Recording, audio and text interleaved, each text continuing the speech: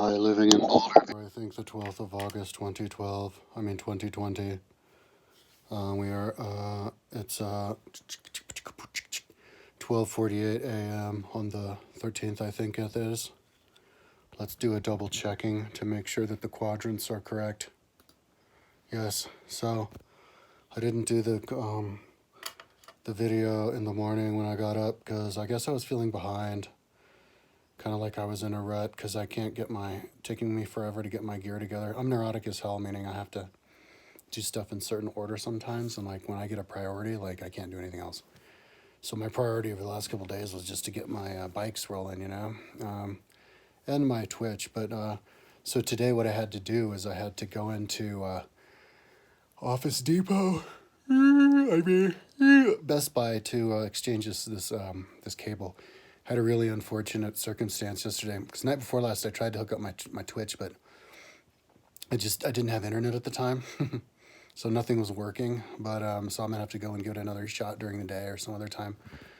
But I had stuff here, and I had my camera just laying next to my bed, and it was connected to the cable. And I was in the bathroom, and my mom called, and I came out, and I was walking to pick up my phone, and for some reason I'm not clumsy, because it was on the floor, and I need to make sure that everything's up off the floor now if it's connected to a cable from now on. That's like my warning shot right there. But somehow I managed to step right on the cable, like perfectly right. My ball of my foot, I was barefoot, and it was like crunch. I just for a second, that's all I needed. Like I barely even touched it, but I just cracked it. And I cracked it so much I didn't see what it was, and so I had to guess it was USB B or whatever. But then when I tried to plug it in, it was the round one, so it's USB C. So that's what I had to go back today to exchange, so I could have both cameras to then practice uploading. Like I wanted to have all the cameras before I tried to get the Twitch going again. Also, I took my bike into the bike shop with my van, and showed him the bike and was like, "Does this have internal cabling?" This is my Eddie Merckx, a 2017 Eddie Merckx Morinx 69 disc brake, and I stuck it. He's like, "Oh no, I think you need to guide it." And so, but he gave me this housing cable, but I couldn't stick the housing cable in, so I figured that it was already guided. So I pulled it out, and I did see a little housing cable coming out the end, but then I noticed that on the shifter the screw fell out when I crashed. After I crashed, my chain broke twice, and then my shifting wasn't working right, and then I noticed this chain. I have a Shimano 105. What is it? LF something series, whatever, but hydraulic shifters, and a screw fell out, and the little piece was loose. It was the screw was holding in, so tiny little itty bitty screw. So I was like, okay, I'm done. I'm not gonna try to fix this myself. And my roommate was with me, and he goes, "I'll take it to the bike shop." So I was like, "All right, cool. You take it to the bike shop tomorrow." So my room is gonna take it to the bike shop tomorrow with the bits, and have those guys fix it all pro like, and even maybe get my brake going right. I think part of the reason I crashed last week, a couple weeks ago, was because like my front brake hasn't been working right. It's really loose, so I have to squeeze really hard to get it to stop. It's not like when I first bought it where I was like, "Oh my god." And so I don't slow. I don't think I slowed down quite enough before the turn because I was squeezing and it didn't.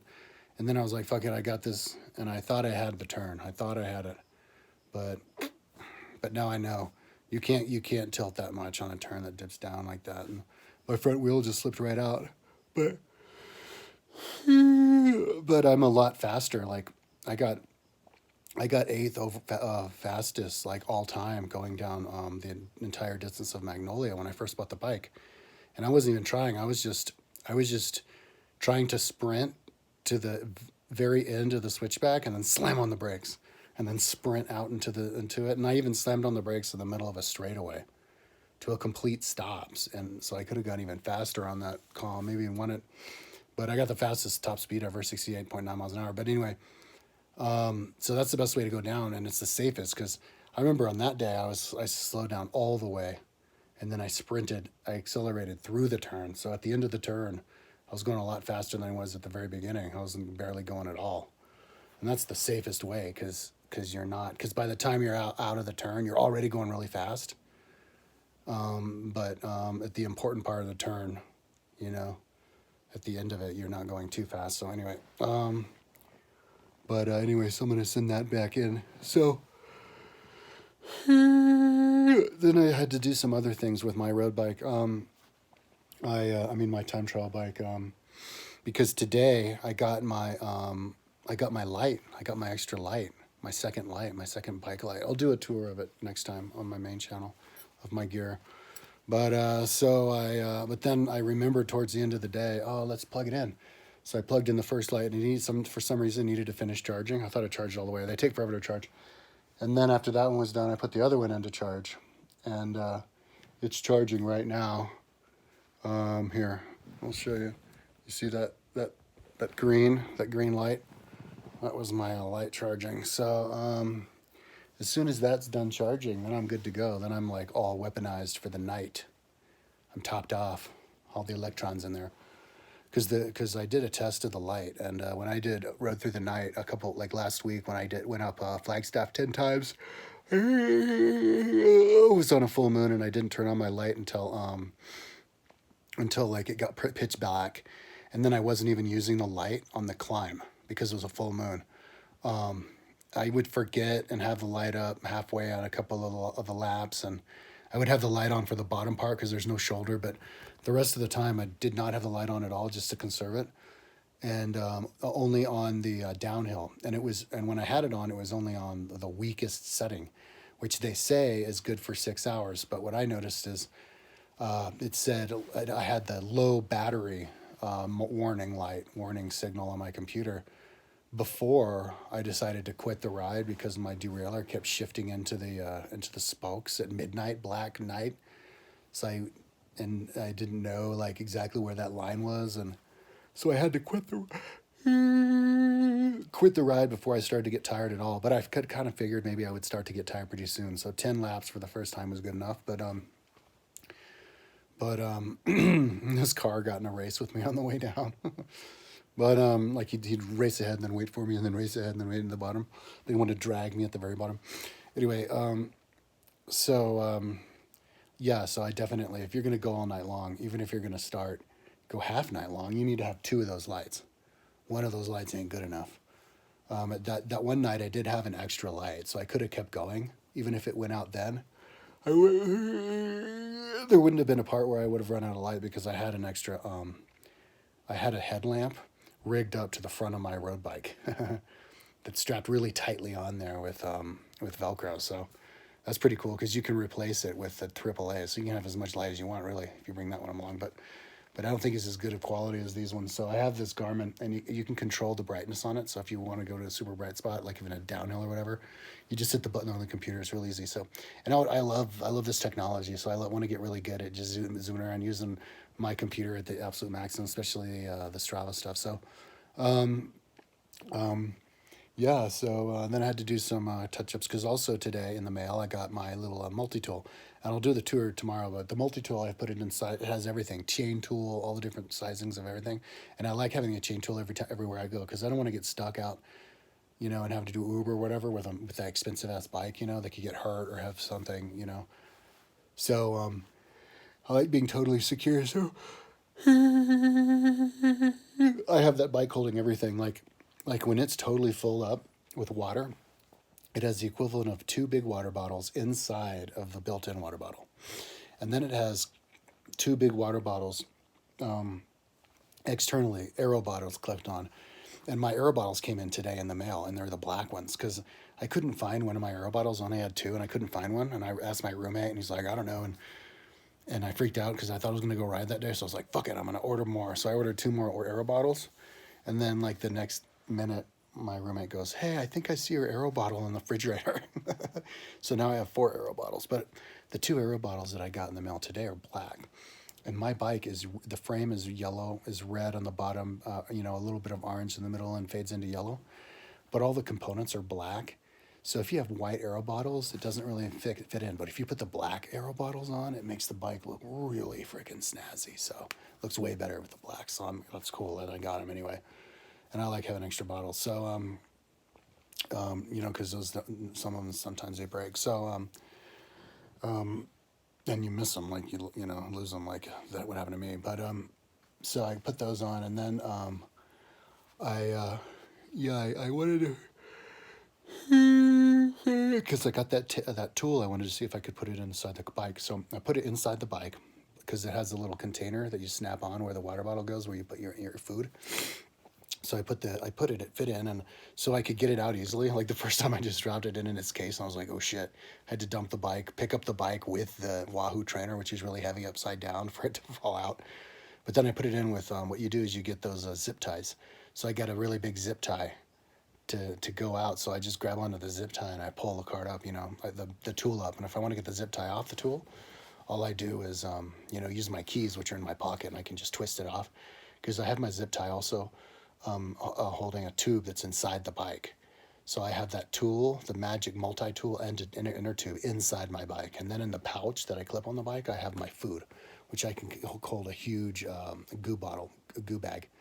And then under my seat, I have all kinds of stuff. I have another tube, so I have two tubes, and I have a pump on my seat, just individually attached with zip ties. Next to the pump are two tire irons, and then wedged between my other two on top of the water bottle. On top of the tube is my patch kit with all my glue and all of my patches and my like little sandpaper and everything. And then I have an individual glue underneath the front part of the suit. And then I have a CO2 cartridge and its cartridge attachment behind the back side of the seat. And then I have two water bottles back there. And then behind the water bottles, I have my radar. And then next to the radar, I'll have an actual light because the radar only lasts 8 hours. And so if you're going to go all the way through the night, you're going to have another light, a supplementary light for when the radar dies. So, and then in the front cockpit, I can hold two lights, my Garmin 1030 bike computer, which is the best computer out there, with its external battery, so it can have 40 hours of battery charge, and a GoPro, which is right above the tire. So I've got like a full-on rig capability set up for a hauling setup, and it's all perfectly aero, and it's all totally self-sufficient. I have two inner tubes, a pump, a patch kit, two glues for my patches, and as well as an aero a CO2 cartridge and the cartridge attachment, so I can just pump it up quickly if I want. So and I have all that water, so I'm set up for survival and big roads, but still be aero. So I'm super happy about that. Because I want to keep this bike. I don't mind about that bike being extra heavy because I'm only going to keep it mainly for the flat type rides out east. I want to see if I can ride all through the winter time. That'll be really fun. Like in the dead of winter, just go way out, and maybe if I go far enough east, it'll just get low enough where it's not even that cold, and then come back. Maybe make a night ride where the depth of night is out east, and then by the time I need it to be warmer, I just come home, But so anyways, if I still have energy, I'll go ride. I'll make a double check, but I already filled up my aero bottles with electrolyte juice, so I'm already committed. Because once you put that electrolyte juice in, it goes bad, so you have to use it for a ride. So, but I can't ride my road bike tomorrow. I could ride a mountain bike, and I was thinking about doing nighttime mountain biking. But the problem with overnight mountain biking is if you're going to park, you have to park at a place where you're allowed to park overnight. And a lot of these mountain bike parks, with the trails and everything, they have the sign up that says no overnight parking. And they should switch that. They should say no overnight parking for camping if you're camping here, but overnight parking if you're here for riding. Because we need to, in fact, I'm going to do a YouTube video, is we need to dilute. We have too many crowds, especially with coronavirus. You don't want to get coronavirus out on a hike or on a bike ride passing somebody. So what we should do, because of coronavirus and for life in general, is to allow people to ride through the night at the bike parks. Because night riding is just as good as day riding, if not better, because it's not hot, you're not overheating, especially if you're in the South, like in Texas.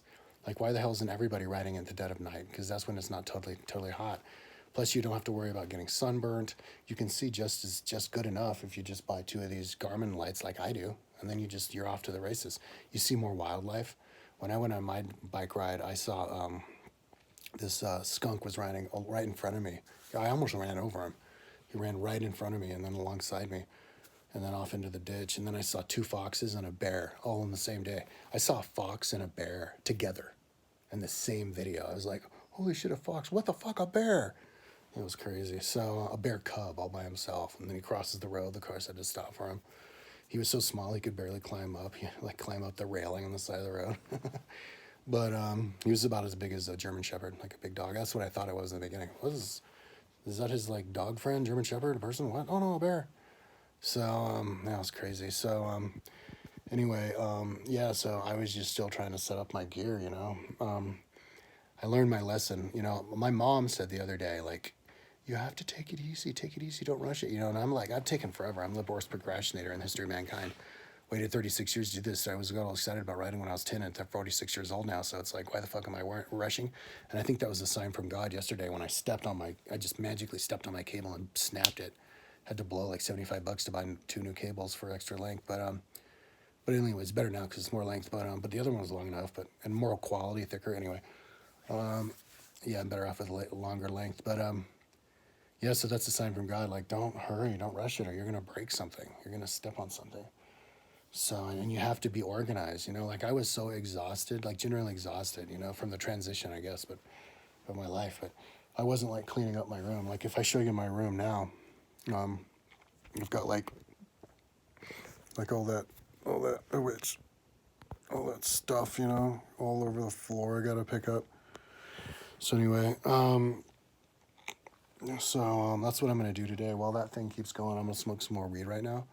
And I'm just going to clean and organize my room perfectly and just decide where to put everything.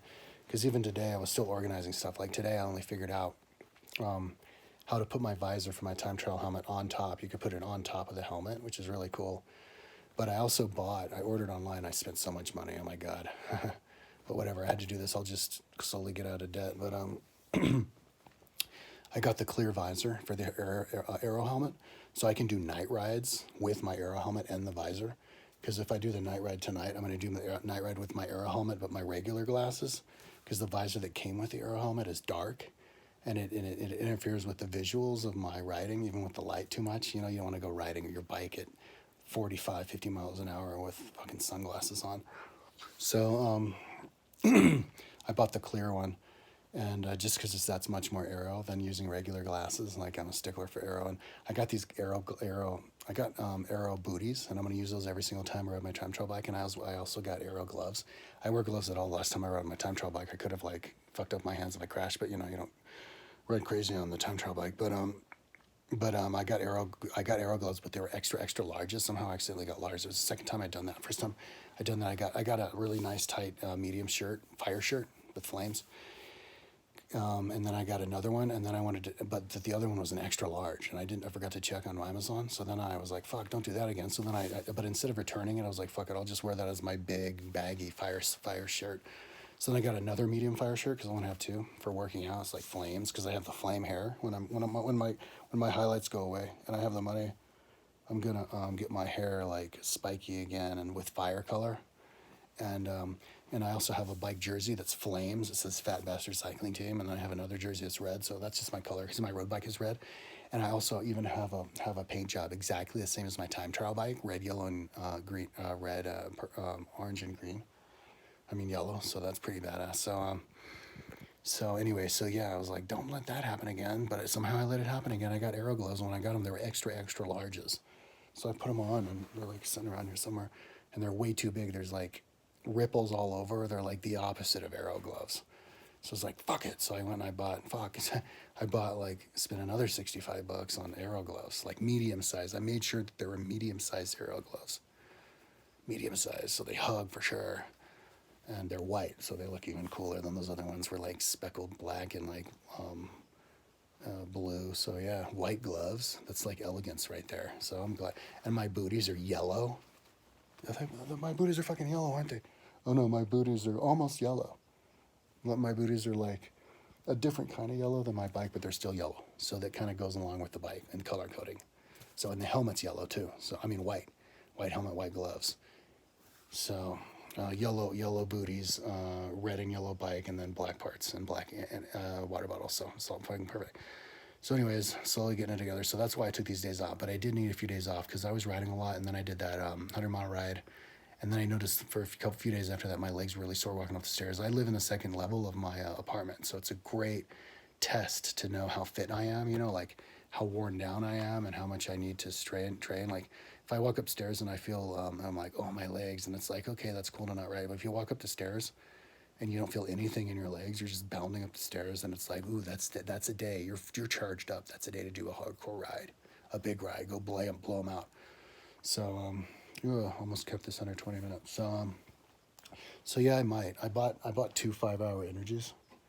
These are expensive. They're like $4 each. I'm blowing so much money, but this, I mean, that should be expected. Like, I'm just starting now. I'm just getting going. So now I'm having to do the fine tuning, you know, and I'm remembering all the things that I needed to buy and all the things that I needed to do right. Because I did do like tests, litmus tests, and buying gear, so I didn't have to buy all the gear at once and blow out my bank account. I've been spending the last 7 years slowly buying gear.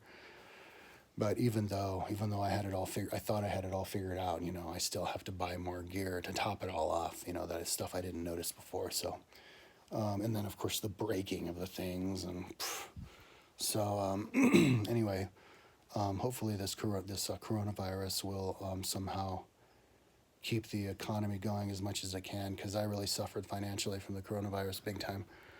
So I would really like that extra check. Hopefully that extra check will come. The other $1,200. My fiance Kirsten said that they were coming, but I don't know. I need to go research, make sure it's really coming. But once I get into the groove, I can not spend money, and once I have my gear, but I have to make sure to not crash. And I remember thinking to myself, don't crash, it's coronavirus, don't fuck stuff up, you know. Plus, you don't have any money.